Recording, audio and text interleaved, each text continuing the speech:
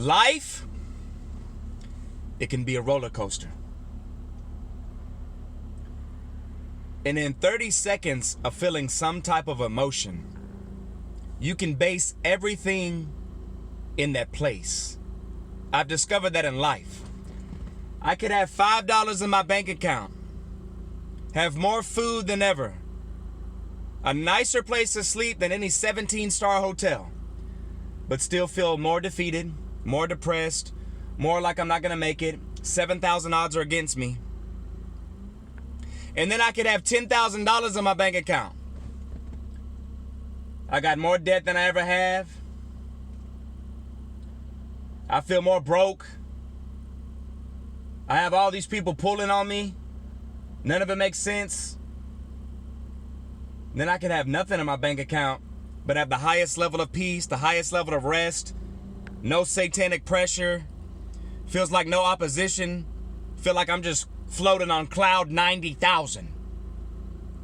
And so I'm like, what is the meaning of all this? And I realize we base our life off what we have, not who we are. And we try to find what we're looking for in something to happen or something to take place. Then in discovering what we already are and just remaining that place. And we strive to try to do something and get something and have something and make things work instead of to be something, relax in that something, rest in that assurance, experience God in the rest of that assurance, see the manifestation of His power and His glory and His will and letting His hand move on your behalf just by falling in love with His word, which is only going to bring you 50 million times more joy. It's going to take away your frustration. It's going to give you insane peace. Nothing's going to offend you by any means. And so I'm trying to put these things together. I'm trying to put my words together, my ideals together. Why do I think like this? Why, when I'm silent like this? Why is this? Why is this? Why is that? Why is this? And I'm discovering life is the progression of the deadline. Everything in life has a deadline. Your time on earth has a deadline. All the money and success you could ever have has a deadline. But when I look back, was I whining, complaining? Was I telling people about Jesus? Was I persevering? Was I trying to use every molecule of who I am to grow? What did I do spiritually in that time frame? And then I like to review it 100 years ahead of time. And when I do that, it makes me realize what life's really about. What going to work is all about, taking care of kids is all about. And I've come to understand that there are processes in life, and the entire point of the process is to work for you. When you cook eggs in a skillet, the skillet, the heat, the fire, the oil is working for you. You're stirring, flipping the eggs, whatever. But we have to learn how to let the processes of life do their job.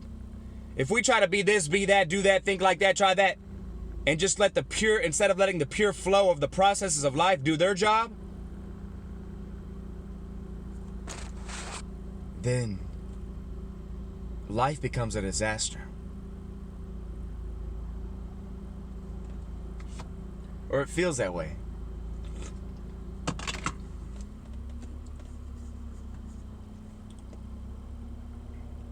And I've discovered a lot of times you can have more of something, but somehow it makes you less than. And somehow you were crying out for it, praying about it. You wanted it so bad. You were spending months and decades working overtime to get a pay raise, this raise, whatever. And you finally get it. And then you're not even happy. And then you feel less than. And you're like, wait a minute, I got more money. I got what I wanted. But I'm not more happy. I'm not more excited. I'm not more joyful. I'm like, so what is the meaning of that? And because it's not in the hand of a future increase. It's in the moment of now. Of being grateful and joy. You know, gratefulness is the highest pay grade. If you're not growing in gratefulness, you're not rising in the true pay grade of life. You're not rising in the true momentum of blessing that comes from Thanksgiving. Thanksgiving reveals your true wealth. You could earn money all day and get a second job and get more income and all that, but Thanksgiving reveals the true wealth of life.